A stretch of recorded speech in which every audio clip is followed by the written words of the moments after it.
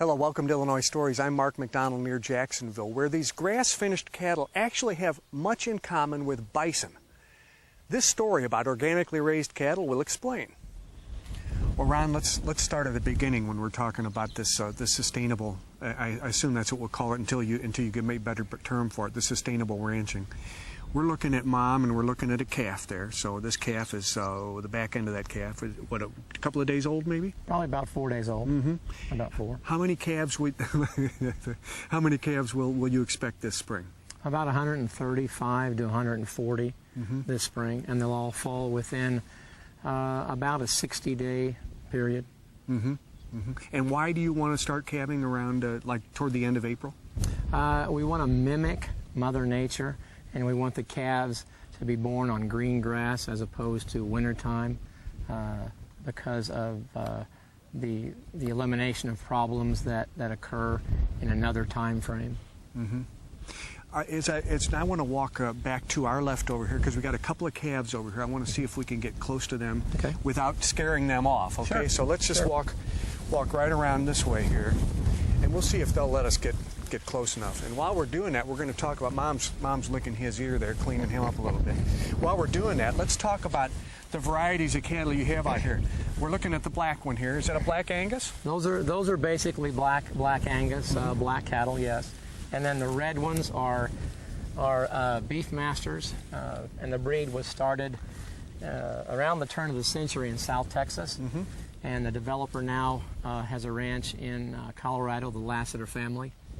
And they were developed for production efficiency in a total grass environment, and that's why we have them, because they excel in a grass environment. So you like blacks and you like beef masters? I prefer the beef masters, but we use the blacks simply because at this point in the agriculture, they'll bring a little bit of a premium. But for our grass-finished beef program, it really doesn't matter. Mm-hmm. Now we're standing out among, how many mother cows are there out here? There's about 135. Okay, plus calves. We're standing out here. There's no danger of these getting defensive and wanting to move us out of here. Not at all. No. Not at all. Okay, so my crew has nothing to fear, right? Okay, not this one here looks like she's a little suspicious. But actually, the mothers, they're pretty easy to get along with, aren't they? That's one of the benefits of running this type of a program, because you're out here. I'm out here every day.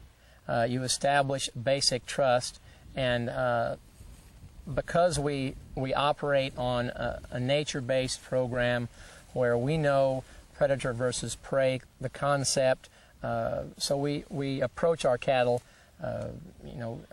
utilizing that predator versus prey, so they don't think we're a predator. Mm-hmm. Now, just because this is the beginning of the program, I'm going to give away a couple of really interesting facts, and we're going to expound on these as we go through. Sure. But this is why I wanted to come here. You don't feed your cattle anything but what's in the pasture. Exactly. You have no food costs for these cattle. None at all. You don't vaccinate these cattle. No. You don't give them any drugs of any kind. None at all. You don't put any pesticides or anything on the grass to make it grow better or to keep the the pests down or any of that stuff. No. You told me your greatest expense is the fuel it takes to get around on your vehicles. Exactly. That's incredible. Exactly. And you have, 250, 300 head of cattle? Yes, 250. That's amazing. On your 400 acres? Yes. This 400 acres has been in your family for some time, hasn't it? Since about 1946. Mm-hmm. Mm-hmm. Your dad raised you here? Yes, we were raised here. We raised our kids here. And after college, of course, I came back and started this, and for about probably 15 years or 17 years, started building a base of knowledge that I could finally get to this point and be sustainable, profitable, know what I'm doing. Because of the information that's out here, you can't find at a university or where I went, a private college.